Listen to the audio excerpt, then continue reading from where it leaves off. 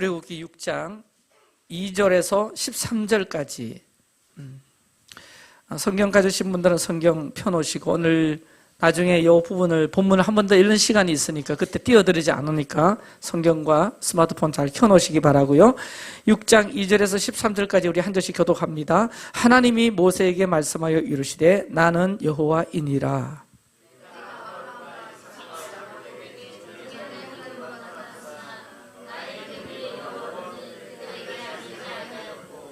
가나안 땅 곧 그들이 거류하는 땅을 그들에게 주기로 그들과 언약하였더니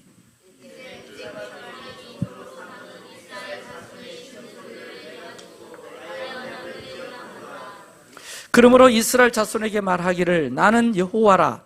내가 애굽 사람의 무거운 짐 밑에서 너희를 빼내며 그들의 노역에서 너희를 건지며 편팔과 여러 큰 심판들로서 너희를 속량하여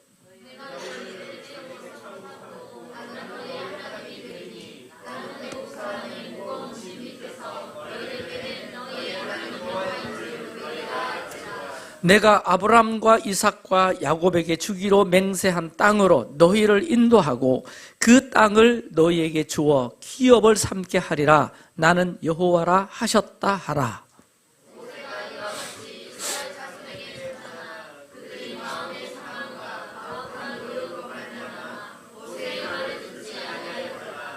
여호와께서 모세에게 말씀하여 이르시되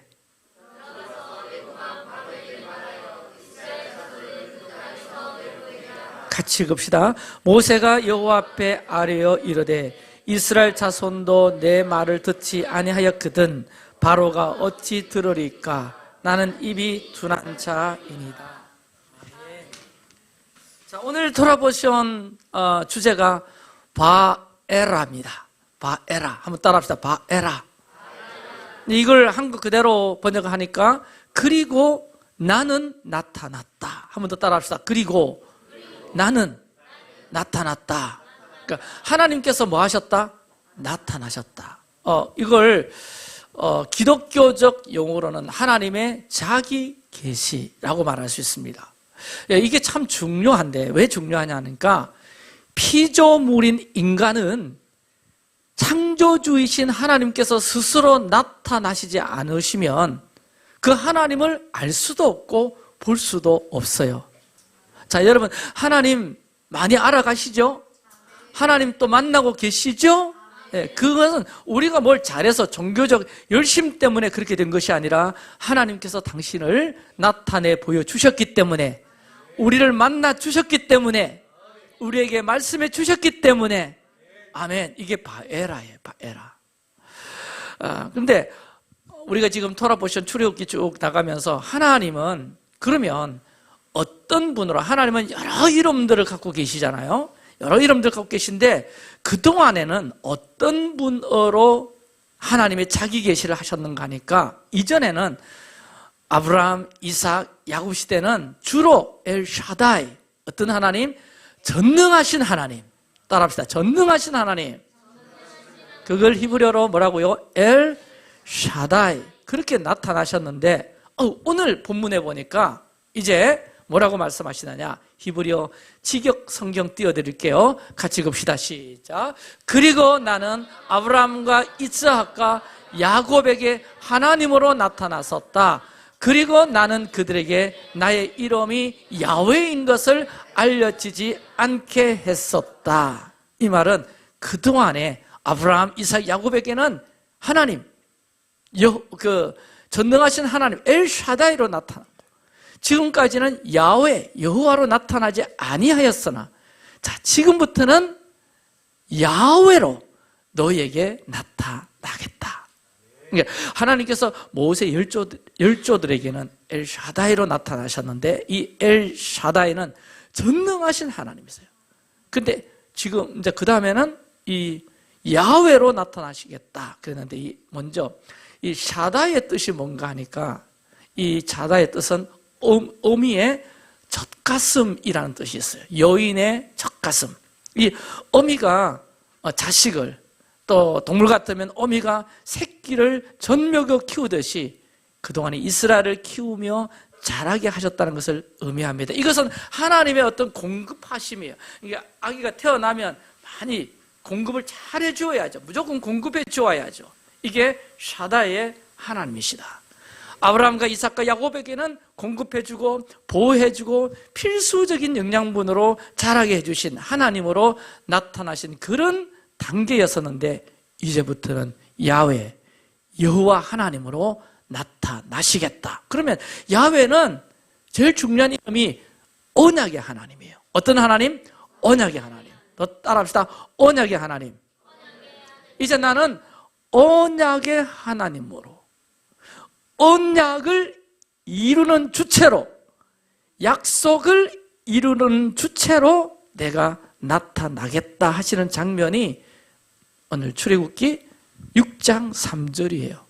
이게 어떤 의미의 차이가 있는가 하니까, 예전과는 달리 더 적극적으로 역사에 개입하시고 개인에게 나타나시고, 여태까지는 때로는 침묵도 하시고 때로는 뒷짐지시고 어떻게 하나 보자, 그런 어떤 소극적 측면의 하나님의 모습이 있었다면, 이제는 나의 모든 권능으로, 나의 주권으로 내가 이루어갈 것이다. 그러므로 하나님이 직접 나서서 손 걷어 붙여셔가지고 좀 처리할 건 처리하고 움직일 것을 움직이게 하시고 이렇게 해야 되니까 야훼로 나타나시겠다 약속하시는 겁니다. 자, 창세기 15장 13절과 14절에 보면, 그러면 약속을 이루시는 하나님으로 이렇게 나타나시겠다 그러는데 그 약속이 어떤 약속이냐? 먼저는 창세기 15장 13절과 14절을 보면 여호와께서 아브라함에게 이르시되 너는 반드시 알라. 네 자손이 이방에서 객이 되어 그들을 섬기겠고 그들은 400년 동안 네 자손을 괴롭히리니 그들이 섬기는 나라는 내가 징벌할지며 그 후에 네 자손이 큰 재물을 이끌고 나오리라. 이 약속을 하셨잖아요. 애굽에서 살고 그곳에서 번성하겠지만, 그런데 노예가 되어서 그들을 섬기고, 근데 너무 힘들어하는데 이제 그 섬기는 나라는 내가 징벌하고 이제 그 나라로부터, 그곳으로부터 너희들은 나온다, 해방된다, 이 말씀 하셨잖아요. 그러니까 이 약속을 이루기 위해서 역사 속에 개입하신다는 거죠. 자, 우리도요, 이 부분을 놓고 우리가 기도하기 시작하면 하나님이 우리의 나라, 지역, 교회, 가정, 개인의 삶 가운데 야훼 하나님으로 적극적으로 나타나시는 은혜가 저와 여러분에게 이번 주를 지나면서 더 여러분 임하기를 간절히 축복합니다. 축복합니다. 하나님이 더 나타나시기를, 하나님이 더 적극적으로 도와주시기를, 하나님이 더 개입하시기를. 할렐루야. 특별히 우리 이 나라의 상황 가운데 하나님 더 개입하여 주옵소서. 정의와 공의로 더 나타내 주시옵소서. 하나님의 주권으로 이 나라를 다스려 주옵소서. 야훼 하나님, 더 우리가 부르고 간구해야 될 그런 시즌이 아닌가 싶습니다. 여러분, 개인이 답답하십니까? 가정에 답답하십니까? 물론 엘샤다이, 전능하신 여호와 하나님, 하나님으로 우리가 간구도 하지만 야훼 하나님, 야훼 하나님, 그렇게 여러분 더 기도하시기를 바랍니다.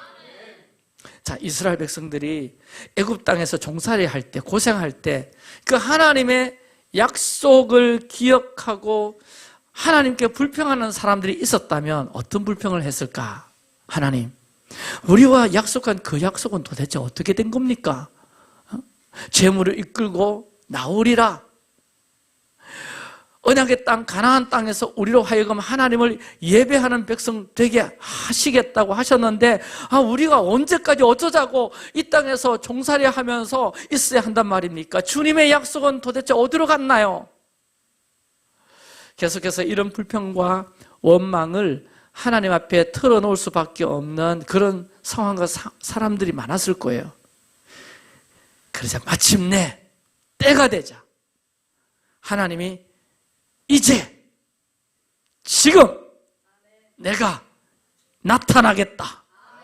아멘. 이제는 내 이름을 전능하신 하나님일 뿐만 아니라 사람들이 나를 야훼로, 그 약속을 지키시는 하나님인 것을 알도록 하겠다. 그래서 나타나시는 거죠. 여러분, 하나님의 이름 속에는 인격이 들어있습니다. 어떤 인격입니까? 약속을 지키시는 신실하신 하나님, 그들을 부르신 하나님, 그들이 기도했던 하나님, 그들이 의지했던 하나님이 얼마나 신실하신 분이신가를 이제 눈으로 목도하게 될 날이 열린다. 아멘. 그래서 이제는 야훼로, 그 말에는 약속의 신실하신 하나님 당신을 드러내기 위함이고, 또 하나는요, 따라합시다. 하나님의 주권 드러내기 위함이에요. 내가 약속했는데 그 약속을 너희들에게 맡겨놓고 내 뒷짐지고 있는 것이 아니라 내가 한다, 내가 하마, 내가 개입하겠다. 그래서 이 출애굽기 6장 6절에서 7절 8절 영어 성경으로 보면, 우리가 오늘 본문 읽었잖아요. 거기에 I will, 내가, I will, 적극적이죠. I will 아주 분명하게 나타나는데 7번이나 I will, 내가 하리라, 내가 이루리라, 내가 인도하리라. 이 7가지 선언이라고 할 수 있는데 뚜렷한 선언이고요, 이 선언은 동시에 약속이라 할 수 있는데, 근데 이 약속은 보통 약속이 아니라 하나님의 I will, 의지, 반드시 해내고야 말겠다 라고 하는 이 주권적인 의지와 약속이 오늘 우리 본문 속에 7번이나 담겨져 있는데, 야훼 하나님의 그 7가지 I will, 우리 잠깐 우리 또 보고 가면 더 좋겠다 싶습니다. 첫 번째는, 여러분 본문도 보시고 6절, 내가 애굽 사람의 무거운 짐 밑에서 너희를 빼내며 너희를 구출하겠다. 근데 구출할 때 I will, 내가 구출하리라. 무거운 짐 밑에서 너희를 빼내어서 안식을 주리라. 할렐루야. 두 번째는 그들의 노역에서 너희를 건지며, 또 구출에 또 약속이 또 나오죠. 건지며, 내가가 또 나와요. 내가 건진다. 세 번째는 편팔과 여러 큰 심판들로서 너희를 속량하며, 구속의 약속입니다. 할렐루야. 네 번째는 너희를 내 백성 삼고 양자됨의 선언입니다. 다섯 번째는 너희의 하나님이 여호와인 줄 너희가 알지라. 하나님을 인정하는 것. 아하, 하나님이시네, 하나님이시구나, 하나님이 나를 구속하셨구나, 하나님이 우리를 구출하셨구나, 하나님이 우리를 속량하셨구나, 하나님이 우리를 당신의 양자로 삼아주셨구나. 아멘. 예. 그 다음에 6번째는 맹세한 땅으로 너희를 인도하고, 인도의 약속입니다. 아멘. 7번째는 그 땅을 너희에게 주어 기업을 삼게 하리라. 이렇게 7가지 약속이 나오는데, 7가지 약속 모두 하나님의 주권적 약속, 하나님의 주권적 의지. 따라합시다. 내가 그렇게 하겠다. 영어로 I will, 직접 하시겠다. 근데요, 이 주권적 의지와 약속이 단순히 수천 년 전에 이스라엘 백성에게만 국한되는 것이 아니라 오늘 나에게, 우리에게, 할렐루야, 그대로 이루어졌고 지금 이루시고 계십니다. 영원한 안식으로, 영원한 희년으로 내가 너희를 쉬게 하리라, 안식을 주리라. 구출의 약속, 이미 하나님께서 우리를 어둠의 이 자녀에서 하나님의 자녀, 빛의 자녀로 하나님께서 구출하셨습니다. 아멘. 우리를 구속하셨습니다. 우리를 아들, 자녀 삼으셨습니다. 아멘. 하나님, 오늘도 하나님의 인정함으로 오늘 예배드리러 왔잖아. 하나님 인정 안 하고 어떻게 예배할 수 있습니까? 하나님께 예배하러 왔잖아요. 이 인정함의 약속 우리에게 지금 이루어졌고 이루시고 계시고, 인도 계속해서 하나님께서 우리를 견인하시고, 저 영적 가나안에 이를 때까지 하나님께서 I will, 내가 끌어가겠다, 내가 인도하겠다. 너희들은 넘어지기도 하고 너희들은 시험 들기도 하지만 또 그때그때마다 우리에게 어떤 어려움도 있고 힘듦도 있지만 반드시 일어나게 하리라. 다시 일어나게 하리라. 회복되게 하리라. 그래서 나의 영원한 기업으로 너희들을 삼겠다. 아멘. 너무나 놀랍게 적용되는 이 선언이고, 그래서 너무 기쁘더라고요. 야, 지금 나에게 미치고 있는 하나님의 놀라운 선물이고 은혜구나. 만약에 여러분 이스라엘 백성들이 너무 편하게 쉽게 애굽 땅을 나왔다라고 한번 가정해 보아요. 두 가지 가능성이 있어요. 첫 번째는 바로가 그냥 가. 그동안에 고생 많았어. 잘 가. 그러면 이스라엘 백성들이 이렇게 생각할 수 있어요. 이야, 생각한 것보다 바로 왕이 인정이 많네. 내가 여태까지 그걸 잘 몰랐네. 그냥 나가래. 그냥 나가래. 그러면서 이 애굽 땅을 나오면서 바로 짱 멋져. 바로를 높이며 찬양할 수도 있어요. 그렇게 나올 수 있잖아요. 또 하나는 이렇게 생각할 수 있다는 겁니다. 야, 우리 지도자 모세가 위대하긴 위대해. 한번 가서 딱 이야기하니까 바로 왕이 겁먹고 우리를 보내잖아. 이제 모세를 우리 신으로 삼자. 이렇게 나올 수 있어요. 이 지도자가 아무리 훌륭할지라도 하나님은 지도자가 우상화되는 것, 여러분, 하나님은 싫어하십니다. 허용 안 하세요. 리더는 필요합니다. 지도자는 필요하지만 그 지도자가 우상이 돼서는 안 되는 것이죠. 할렐루야. 근데 모세까지 이제 다 손들어 버렸잖아요. 저 백성 인도한다고 가서 하나님께서 편팔로 강한 손으로 우리를 인도내시겠다. 자, 함께 나가자. 이렇게 말해도 백성들이 꿈쩍도 안 하고 움직이도 안 하고, 그러니까 모세가 하나님께 난 못하고 안 됩니다.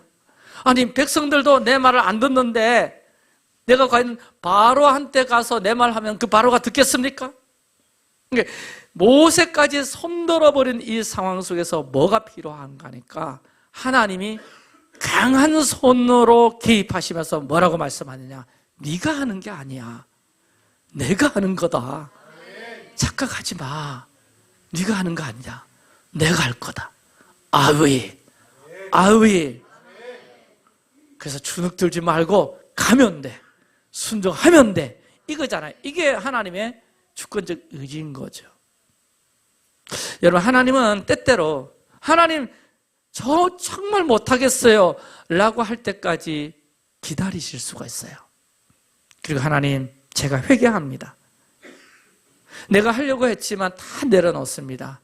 하나님이 해주셔야 합니다.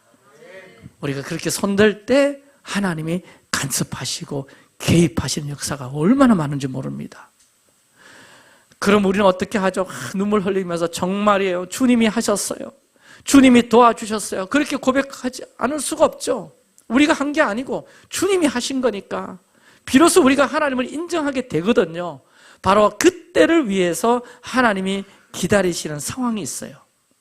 우리가 더 어려운 상황을 경험할 수 있는 것도 바로 이 때문입니다. 그 어려운 상황에서 우리로 하여금 두 손 들게 하시고, 누구? 하나님이 하셨습니다. 하나님이 하시네요. 하나님이 이루시네요. 그 하나님의 주권을 드러내기 위해서 때로는 우리에게 더 어려운 상황들이 우리에게 허용될 수 있다는 겁니다. 할렐루야. 자, 이스라엘 자손들은 나는 여호와라는 하나님의 이름과 이스라엘 자손들을 향해서 여호와께서 행하시고자 하는 일들을 모세와 아론을 통해서 전달했는데, 더 강한 손을 더함으로 강한 손으로를 반복하시면서 너희들을 애굽 사람의 그 무거운 짐에서 빼내겠다고 거듭 말씀하지만, 이 백성들이 출애굽기 6장 9절에 보니까 이런 부분이 있더라고요. 모세가 이와 같이 이스라엘 자손에게 전하나, 하나님이 하시겠대. 야훼로 나타나셔서 하시겠다. 그렇게 말하나? 그들이, 여러분 읽어주세요. 시작.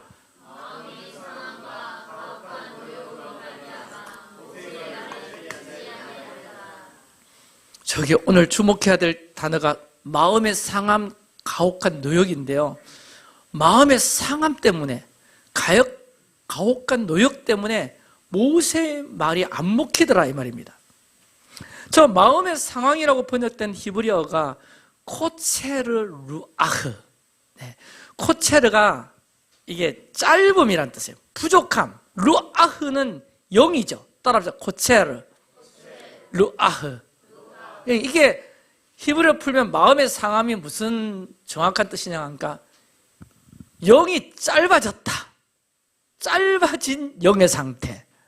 그럼 영이 짧아진 상태 어떤 결과가 나타나는가 하니까 영이 짧아지게 되면 짧아지는 영의 상태라면 하나님과의 관계가 자꾸 멀어져요. 소원해져요. 그 말은 이 땅의 삶이 너무 바쁘고 피곤해서 영이 짧아졌다. 하나님과의 관계가 멀어져 있다는 거예요. 그런 상태에서 하나님 약속 아무리 이야기해 본들 들리지가 않더라는 겁니다. 여러분, 세상이 여러분을 가만 안 두죠. 계속 세상은 지금도 계속 돌리잖아요. 예전에 애굽 백성들이 이 애굽 당국에서 계속해서 강한 노역으로 돌림받았듯이 지금도 역시 이 세상 시스템은 변하지 않는 것 같아요. 계속 돌립니다. 세상 시스템은. 자, 그래야 돈 더 벌어야 되고 그 시스템 안에 들어가야 우리가 살게 되고 우리가 하나님을 섬겨야 되는데 하나님께 예배해야 되는데 마음은 그러면서도 그 세상 시스템 속에 계속 끌려가요. 이 가혹한 노역, 마음의 상함과 가혹한 노역, 이 가혹한 노역은 키세 아바드, 맹렬한 섬김이라고 번역할 수 있는데 그 말은 우리 리빙카르트는 안 그렇겠지만 막 세상의 시스템, 호주머니에 돈 안 찔러주면 일이 안 되고 술 한잔 같이 안 하면 사업이 안 되고 이게 세상 시스템이잖아요. 그러니까 그 안으로 들어가면 하나님과의 관계는 소원해질 수밖에 없다. 그러므로 우리의 영적 관리를 잘하는 것, 영적인 상태를 잘 관리해 나가고 유지해 나가는 것, 내 영이 짧아지지 않도록 세상 너무 바쁜 일 때문에 너무 힘든 것 때문에 너무 피곤해가지고 돈 벌어야 하기 때문에 예배는 해야 되나? 거기 더 바쁜 거야. 더 중요한 거야. 그렇게 자꾸 우리가 그 시스템 안에서 계속 갇히다 보면 뭐가 된다? 영이 짧아진다. 하나님과의 관계가 소원해진다. 자, 여러분, 하지만 그런 상황 속에서도 승리한 사람들의 이름이 성경에 많이 나타나죠. 다니엘, 에스더, 그 세상 시스템 안에 들어가 있지만 그 안에서 영이 짧아지지 않았다는 거예요. 할렐루야. 그 고체를 루아흐 하지 않은 상태로 세상을 다스리고 승리하는 사람들, 그들이 우리가 꼭 되어야 하겠다. 아멘. 고체를 루아흐 상태로 세상을 다스리고 승리하는 사람들, 그거 배워야 된다. 그거 어떻게 배울 거냐? 우리 교회는요, 예배와 기도로 계속 돌파해 나가야 돼요. 아멘. 또 예배하고 또 함께 기도하고 개인 기도도 살아나고 그러면 이 코체를 우리의 영이 짧아지지 않아요. 하나님과의 관계가 소원해지다. 아무리 바쁜 일이 있더라도 여러분 하루에 한 20분 30분만 안 해도 방언 기도하고 내 개인 기도하고 주중에 우리가 합심으로 기도하면 아무리 바쁘고 피곤하더라도 내 영이 어떻게 되지 않는다? 짧아지지 않는다. 할렐루야. 아멘. 우리 다음 세대 아이들 영어 학원, 태권도 학원, 수학 학원, 언제 다 하고 뭐 정신이 없어도 이 아이들이 하나님 말씀 토라 가운데 잠시라도 노출되고 기도 가운데 함께 하고 아멘. 이들이 예배 가운데 정말 손들고 진정으로 예배하면 저들의 영도 짧아지지 않아요. 아멘. 짧아지지 하나님과 관계가 계속 이게 멀어지지 않는다고요. 그런 것 없이 방치해 놓으면 코체를 루아워요. 영이 짧아져가지고 나중에는 하나님 모르고 잊어버려요. 잃어버려요. 그래서 우리는 예배와 기도로 계속 돌파해 나가야 된다 이 말입니다. 또 다른 하나 단어 미츠라임 한번 읽어보세요. 시작. 미츠라임. 이 애굽이라는 단어가 히브리식 이름으로 미츠라임이에요. 근데 그 미츠라임이 견고한 진입니다. 이 애굽이라는 단어가 미츠라임이라는 단어인데 미츠라임 하면 마초르라는 단어에서 나오고 마초르. 그럼 마초르가 뭐냐? 자, 읽어보세요. 시작. 견고한 진이 처짐. 육지 사이에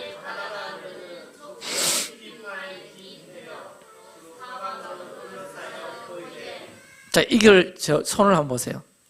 애굽에 지금도 이집트 동쪽 지역에 가면요. 나일강이 하나만 쭉 흐르는 것이 아니라 나일강 옆에 지류들, 지류들이 이리 내려오고 이리 내려오고 이리 내려오고 이리 내려오고, 그러면 이렇게 강물이 쭉쭉 내려오면서 그 안에 땅들이 있겠죠.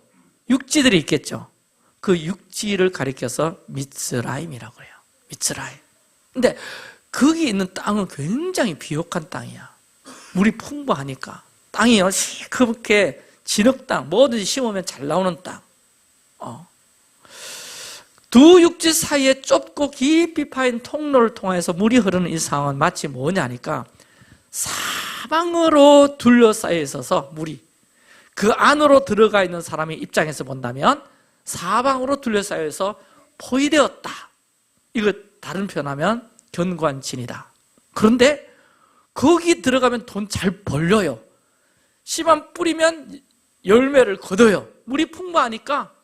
그러니까 미츠라임에 들어가면 돈 잘 벌립니다. 명예 올라가요. 권력 올라가요. 우리가 그렇죠, 인간적으로 추구할 그 모든 것들이 미츠라임 안에 있죠. 그런데 그 미츠라임이 견고한 진이다. 그 미츠라임에 자꾸 빠져드는 순간 못 빠져나온다. 그래서 이 이집트, 애굽을 뭘로 의미할 수 있는가 하니까 한번 읽어주세요. 시작. 압박과 환경 아래서 스스로를 통제하는 힘을 잃게 하고 사방으로 둘러싸고 포위되어 결국 두 손을 들고 항복하여 세상의 시스템과 세상의 겁박에 순응하며 살게 하는 이 세상의 환경을 잘 표현해주는 이집트의 히브리식 이름의 뜻이다. 그럼 저 한번 보세요. 이 미츠라임이라는 상황 속에서 우리의 생각과 마음의 자리를 조금씩 내어주게 되면 우리가 거기에 사로잡히게 되고, 우리의 생각, 우리의 사고방식, 감정, 습관, 태도 안에 이 미츠라임이 견고한 진이 되어서 우리 안에 들어와 버리는 건데, 그 결과 나타나는 현상은 노예와 같은 사고방식, 노예와 같은 태도, 자주적인 사고방식이 아니라 노예, 스스로 뭔가 할 수 있다고 생각하고 깨뜨리고 돌파하는 이런 생각이 아니라 나는 할 수 없는 존재야. 나는 갇혀져 있지 않아. 쉽게 말하면 이 세상 시스템 안에 그 세상 시스템이 주는 겁박과 두려움에 항복하고 순응하며 살아갈 수밖에 없는 상태가 되게 만드는 것, 이것이 미츠라임이더라. 그러니까 이스라엘 백성들이 하나님의 큰 팔로 우리를 구출해낼 거야, 우리의 무거운 짐에서 벗어나게 하실 거야 라는 모세의 말이 전혀 귀에 안 들어옵니다. 그래서 9절 말씀에 모세의 말을 듣지 아니하였더라. 그래서요, 하나님께서 유월절을 통해서 우리를 미츠라임에 있는 상태에 있는 우리를 옮겨내어서 빼내어 주어서 나오게 하는 것, 이게 출애굽의 이야기예요, 여러분. 그래서 이제 지금부터 이제 우리 토라보 쭉 해 나가면서 애굽의 그 상황들이 미츠라임이다. 지금 이스라엘 백성들이 거기에 순응하면서 살아가는 거예요. 힘들지만 거기서 빠져나오면 살 길이 없다고 생각하는 거죠. 그 세상에 주는 급박함이죠. 겁박이죠. 그러니까 우리 여기 나가면 못 살아. 죽어. 이 생각에 딱 빠져 있고, 이 땅 떨어서 어떻게 살란 말이야. 세상 시스템에 계속 갇히다 보니까 그것이 견고한 진이 돼가지고, 자유해야 돼. 나와야 돼. 빼내어 주겠다. 이 말이 도무지 먹히지가 않는 거. 주일날 계속 일도 해야 되고 뭐도 해야 되고, 이거 안 하면 나 못 살아. 어떻게 산단 말이야. 나오세요. 한번 마음 먹고 주일날 딱 떼어놓고 하나님께 예배해 보세요. 그러면 계산 딱 해가지고 못 살아요. 안 돼. 또 일해야 돼. 갇혀있는 상태. 그거 못하면 난 안 되는 거예요. 근데 그것이 하나님께서 기뻐하지 않는 일이야. 근데 그게 매여 있는 거예요. 이게 우리의 미츠라임이더라. 여러분, 이번 출애굽하면서 그 미츠라임에서 해방되고 자유함을 얻는 은혜가 저와 여러분에게 꼭 있게 되기를 바랍니다. 아멘. 그것이 어떤 풍요로움일지라도 세상 시스템에 갇혀 있는 거예요. 모세와 아론의 얘기가 들리지 않습니다, 여러분. 네. 그렇죠? 자, 아까 6장 9절에서 그 백성들의 마음이 상한 상태로 견고한 진에 사로잡혀 있어가지고 모세가 말을 단단히 해도 굳은 마음으로 거절해버리니까 이 모세도 그 견고한 진 앞에서 절망감을 느낀 것 같아요. 그래서 하나님 앞에 가가지고 하나님, 이스라엘 자손들이 도무지 내 말을 안 들어요. 하물며 바로가 듣겠습니까? 안 듣죠.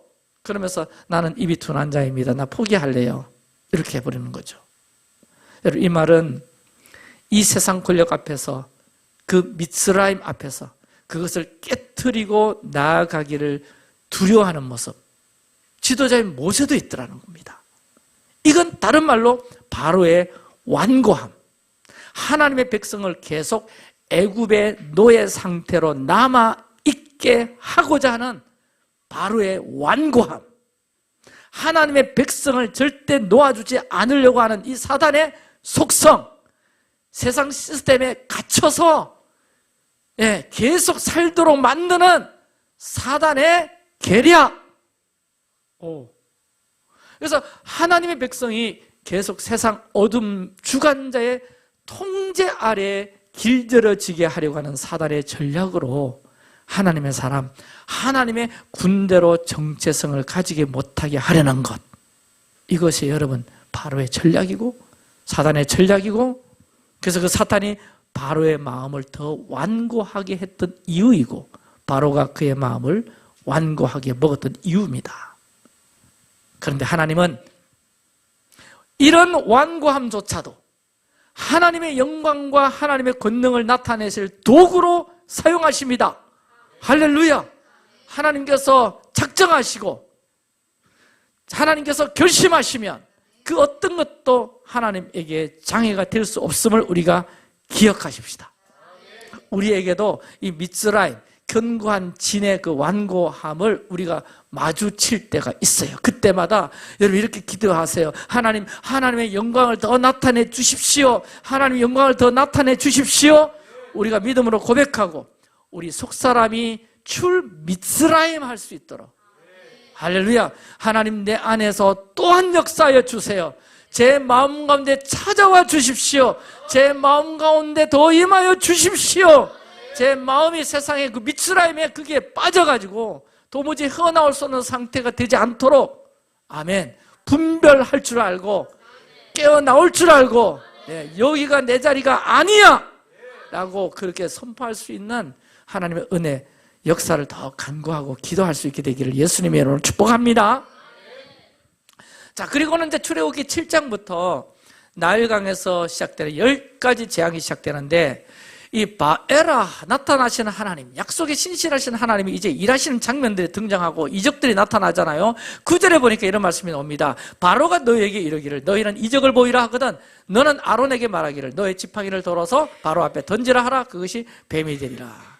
자, 한번 따라합시다. 이적과 기사. 한 번 더 따라합시다. 분별하자. 여러분, 기적은요 성도들에게나 나타나고 술사들, 이방인들에게도 기적은 나타날 수 있어요. 그러면 먼저 우리 성도들에게 나타나는 기적은 성도가 순종할 때 하나님의 능력이 나타난다. 우리가 아무것도 없어도 순종하면 기적은 일어납니다. 모세 뭐 개뿔도 없었잖아. 네가 들어온 거 지팡이 하는데 그거 던져. 그러니까 그 지팡이가 뭘로? 뱀이 변하는 이적으로 나타났죠. 아무것도 없어도 하나님께서 그 지팡이를 던져. 그 말에 순종하니까 기적이 나타나더라. 그래서 능력이 모세에게 있는 것이 아니에요. 하나님께 있어요. 하나님께 있어요. 그 지팡이를 들어 툭 던지니까 하나님 말씀에 순종하니까 지팡이가 뱀이 된다. 그래서 기적은 순종으로 나타난다. 이거 하나 우리가 반드시 기억해야 됩니다. 기적은 순종으로 나타나는구나. 그 다음에 또 다른 하나가 뭔가 하니까 기적이 모세와 아론에게도 나타나지만 애굽의 현인들, 술사들에게도 나타나잖아요. 중요한 게 뭔가 하니까 기적의 결과, 기적의 열매가 중요합니다. 이적과 기적은 주술사들도 어느 정도 따라하고 그들에게도 이적이 나타나요. 그런데 하나님의 기적이냐 주술사, 술사들의 기적이냐 뭘로 분별할 거냐 하면 회개하게 만들고 회개하지 못하게 하는 것, 그 차이입니다. 중요합니다, 여러분. 이적의 결과로 회개로 나아가지 않으면 양의 탈을 쓸 술사일 가능성이 크고요. 회개하는 열매가 있거나 회개하고자 하는 마음이 있으면 이건 하나님이 하시는 거예요. 성도들에게 있을 수 있는 일이에요.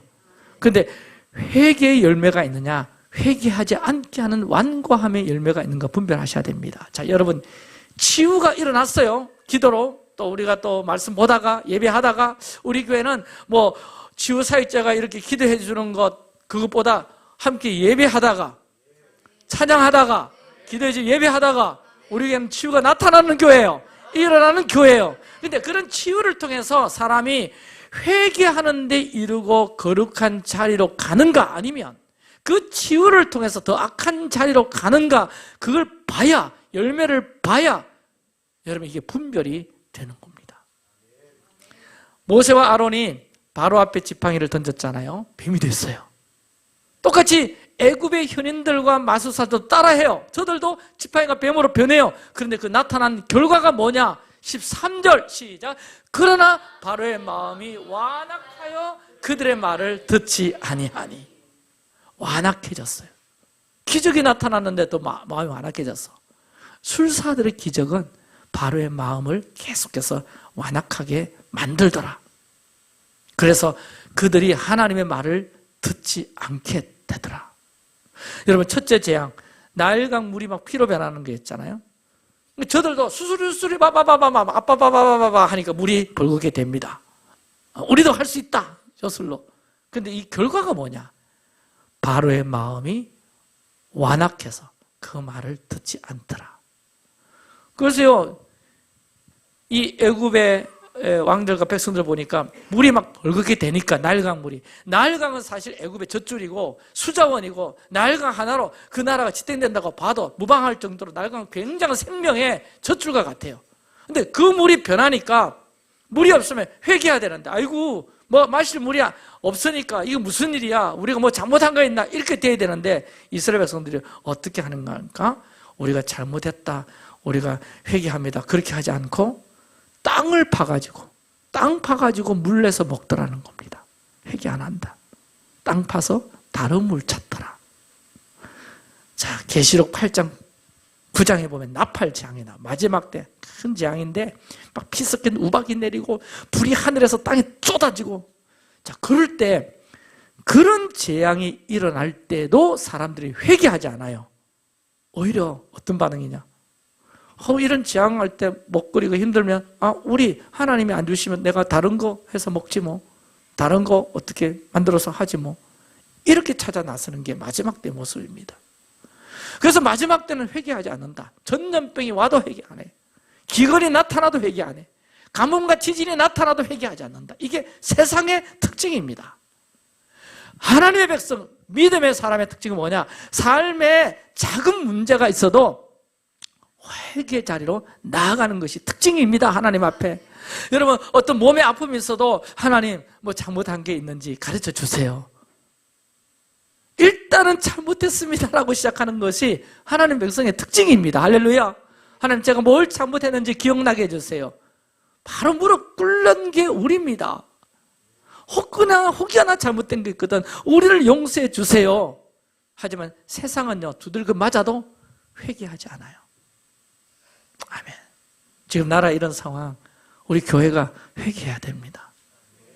아멘. 회개해야 돼요. 우리가 뭘 잘못한 게 뭐가 있는지 이렇게 나가야 되지.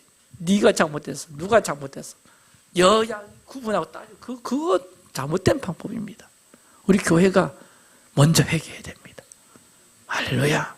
그래서 역사 가운데 개입하시고 나타나시는 하나님은 이스라엘 백성들을 그냥 출애굽시키신 것이 아니라 10가지 재앙을 주시면서 그들이 오랫동안 살아왔던 애굽의 무너짐을 보게 하신 거든. 저들이 그 애굽 땅의 어떤 대단함을 믿고 살았던 것, 회개하는 것, 이게 하나님의 10가지 재앙의 목적이기도 한데 애굽 백성들은 꿈쩍도 안 하죠. 자, 10가지 재앙의 목적 한번 따라합시다. 그들이 나를 여호와인 줄 알리라. 이겁니다. 10가지 재앙. 바로와 애굽을 향해서 여호와 하나님이 어떤 하나님이신지를 똑똑히 알게 하고, 자기 백성을 직접 그 어둠과 죽음에서 구속하심으로 세상의 그 어떤 신과 비교할 수 없음을 온 세상에 온 세상에 보여주기 위함이었고, 또 하나는 내 백성 내보내라. 내 백성 내보내. 왜 내보내요? 약속의 땅에서 예배해야 될 백성이야. 아멘. 그 땅에서 나를 섬겨야 돼. 섬긴다. 아바드, 예배하들. 그 약속한 땅에서 예배하도록 하기 위하여 내 백성 내보내. 그게 10가지 재앙의 두 번째 목적이죠. 그들이 나를 여호와인 줄 알게 하리라. 아멘. 두 번째는 예배하도록 하기 위함이다. 자, 그래서 이 10가지 재앙이 쭉쭉 되는데 그거 뭐 다 일일이 좀 보기는 시간이었고요. 한 가지만 오늘 더 생각해보고 말씀을 좀 마무리하게 되는데, 자, 첫째 재앙이 무슨 재앙입니까? 피재앙이잖아요. 피재앙으로부터 시작해서 그 다음 두 번째 재앙은 무슨 재앙? 개구리 재앙. 세 번째는 무슨 재앙?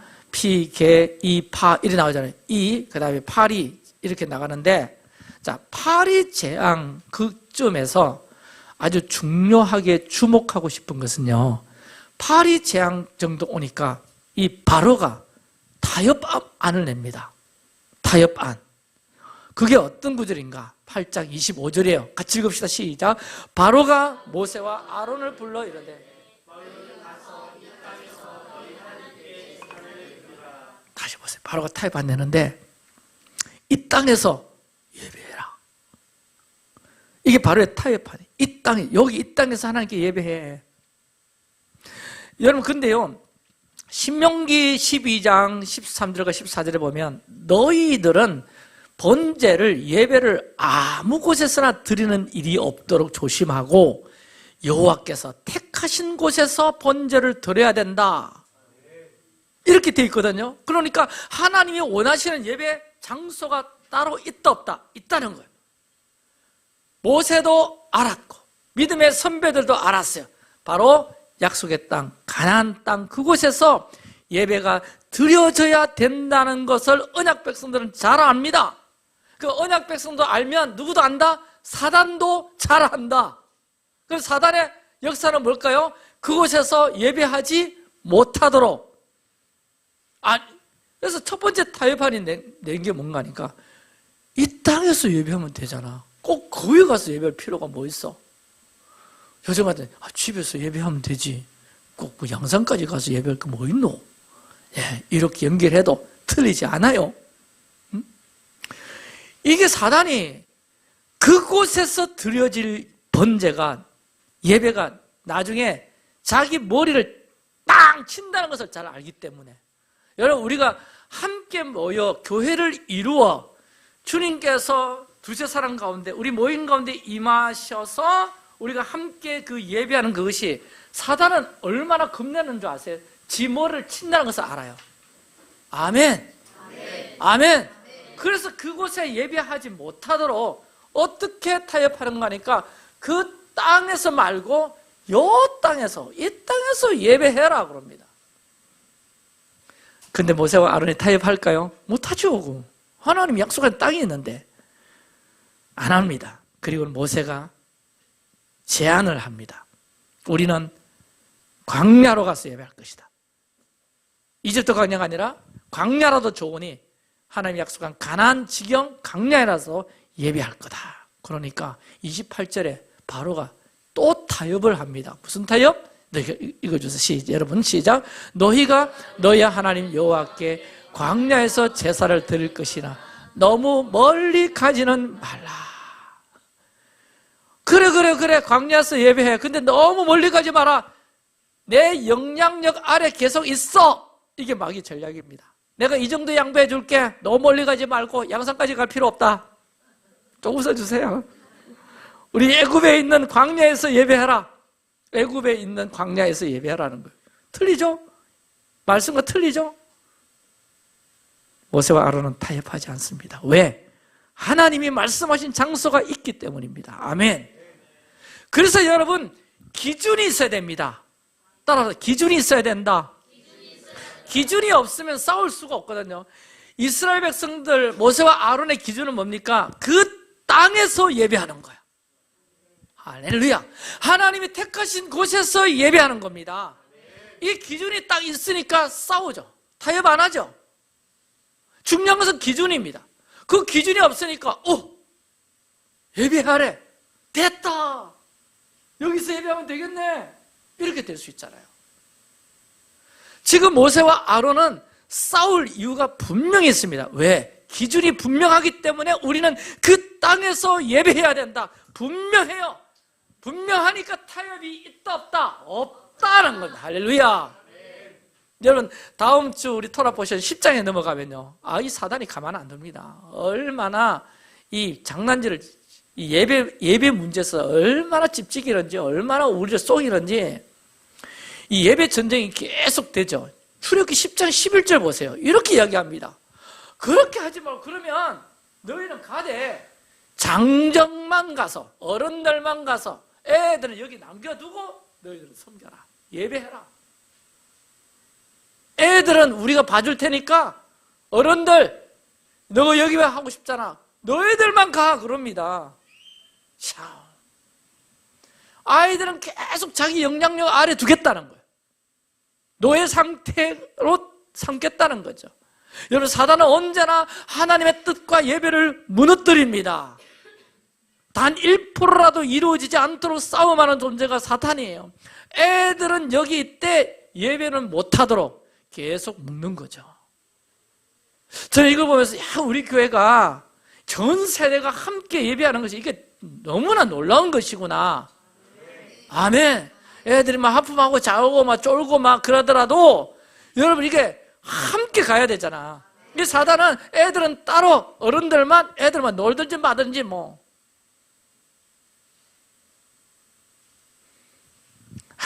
계속 묶습니다. 여러분, 부분적으로 생각해도 이 안에서만이라도 애들은 졸게 하여라. 애들은 이 자리에 앉아있게 하되 찬양, 그거 불편하다. 찬양을 하되 손은 들지 못하게 하라. 사단의 공격이 있어요, 여러분. 깨시길 바랍니다. 할렐루야. 그래서 어떻게 보면 애들 손발이 묶여있는데 이거 저거 팔이 없어서가 아니고 이게 사단의 영향력 아래에 있나 이래가지고 이번에 라트를 내서 깨어질지어다. 아멘. 묶여서 완전히 해방돼야 돼. 아멘. 그래서 우리 다음 세대들이 우리 이 회중 예배 때 이 앞자리에서 다음 세대들이 막 손들고 예배하고 이날이 속히 오길 바랍니다. 이번 라트를 내서 돌파될지어다. 사단의 영향력 다 깨어버려. 아멘. 그래서 우리가 진짜 취해야 할 태도는 뭐냐? 먼저 하나님의 기준을 잡아야 된다. 하나님의 음성이 들려져서 그 명확한 기준이 우리 삶 가운데 딱 서 있으면 타협 안 합니다. 사단에게 안 넘어가요. 자, 그 기준이 뭐죠? 예배만 하더라도 말씀에 딱 적혀 있죠. 우리의 명확한 기준은 예배는 그냥 앉아서 그냥 예배 참석하는 것이 아니라 신령과 진정으로 예배할지어다. 지니라. 아멘. 그래서 어렸을 때부터 이 말씀을 가지고 기준 삼고 살아가는 것, 이게 정말 먼저입니다. 이 기준이 명확해지면 흔들리지 않아요. 흔들리지 않아요. 요셉 보세요. 다니엘 보세요. 기준이 있던 자들이에요. 흔들리지 않아요. 사단은 계속 흔듭니다. 흔듭니다. 기준 있는가 없는가? 왔다 갔다 하는가? 그래서 사단은 하나님의 뜻을 바꾸고 왜곡하고, 그래 예배하는 게 뜻인데 뭐 그거 가지 않아도 여기서 예배해. 멀리 가지 마. 뭐 여기서 예배하면 되잖아. 아니 뭐 다 갈 필요 뭐 있냐? 어른들만 가. 애들은 놔두고. 사단은 계속 흔듭니다. 하나님의 뜻을 바꾸고 왜곡해요. 기억하셔야 됩니다, 여러분. 우리가 하나님의 명확한 뜻을 알고 그 뜻을 기준 삼고 있으면 흔들리지 않고 승리한다. 승리한다. 우리 기준 붙들고 있으면 누가 아십니까? 바에라. I will. 하나님의 주권적 의지가 이 우리 공동체 가운데 더 나타나서 우리가 기준 붙들고 흔들리지 않고 있으면 하나님의 뜻 가운데 우리는 반드시 하나님께서 서게 하실 줄로 믿습니다. 아멘. 이 은혜가 저와 여러분에게 꼭 있어야 되겠다. 우리 예배팀들 나오시기 바랍니다. 네, 그래서 오늘 우리 첫 번째로 좀 우리가 좀 기도해야 될 부분이 좀 기준 갖고 살아야 되겠구나. 근데 그 기준이 세상에서 말하는 기준이 아니라 일반적인 교회에서 말하는 기준이 아니라 하나님 말씀의 기준입니다. 아멘이십니까? 아멘이세요? 토라입니다. 아멘? 그래서 우리가 하나님 말씀으로 기준 삼고 하나님의 그 뜻을 알고 살면 흔들리지 않는다. 사단은 언제나 하나님의 뜻과 예배를 계속해서 흔들어요. 계속 무너뜨려. 단 1%라도 이루어지지 않도록 싸움하는 존재가 사단입니다. 우리 자리에 한번 일어나시고. 자, 여러분 기준이 없으면 따라오세요. 기준이 없으면 흔들린다. 싸울 수가 없다.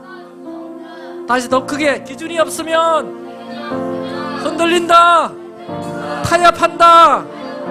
네, 그 말은 집니다. 사단은 너무 계략적인 존재이기 때문에. 근데 모세와 아론은 싸울 이유가 분명히 있었잖아요. 우리는 그 땅에서 예배해야 된다. 분명해요. 타협하지 않아요, 여러분.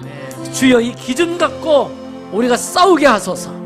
이 기준 갖고 타협하지 않게 하소서. 말씀으로 기준 삼고 있어서 흔들리지 않고 이기는 자가 되게 하여 주옵소서라고 여러분 기도해야 되지 않겠습니까? 오늘 기도할 때 하나님께서 여러분 심령에, 여러분의 삶에 하나님의 말씀의 기준이 더 견고하게 세워지는 은혜가 여러분에게 부어질 것입니다. 있게 될 줄로 믿습니다. 기준 갖고 살게 하소서. 타협하지 않게 하소서. 흔들리지 않게 하소서. 주여 외치고 기도합시다. 주여.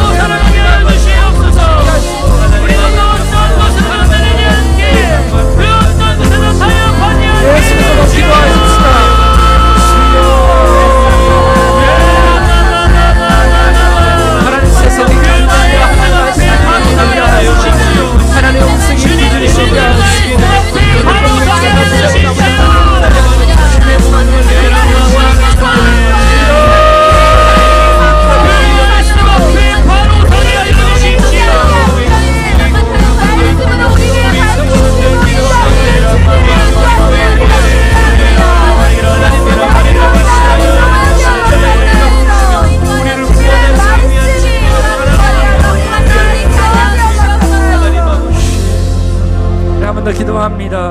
오늘 말씀 가운데 마음의 상함이라고 번역된 히브리어 코체르 루아흐, 짧은 영, 짧아진 영적 상태라고 할 수 있습니다. 짧아진 영적 상태, 이 땅의 삶이 너무 바쁘고 피곤해서 하나님과의 관계가 멀어져 있다는 말입니다. 여러분, 세상 시스템은 우리를 가만 안 놔둡니다. 계속 돌립니다. 근데 그 시스템 안에만 살면 콧자를 루아흐, 영은 짧아져서 하나님하고는 자꾸 멀어지게 돼요. 그리고 미츠라임이라는 견고한 진에 갇히게 됩니다. 눌리게 됩니다. 예배와 기도로 돌파되어야 돼요. 아멘. 예배와 기도로 돌파되어야 돼요. 아멘. 예배와 기도로 나의 영이 짧아지지 않도록 계속 치고 나가야 됩니다. 아멘. 이 시간 주여, 세상의 시스템, 견고한 진에 눌리지 않도록 예배와 기도로 돌파되게 하여 주옵소서. 아멘. 제 영은 짧아지지 않을 겁니다. 아멘. 미츠라임에 눌리지 않을 겁니다. 아멘. 거기에 노예가 되지 않을 겁니다. 돌파의 함성으로 예 하며 기도합니다. 예.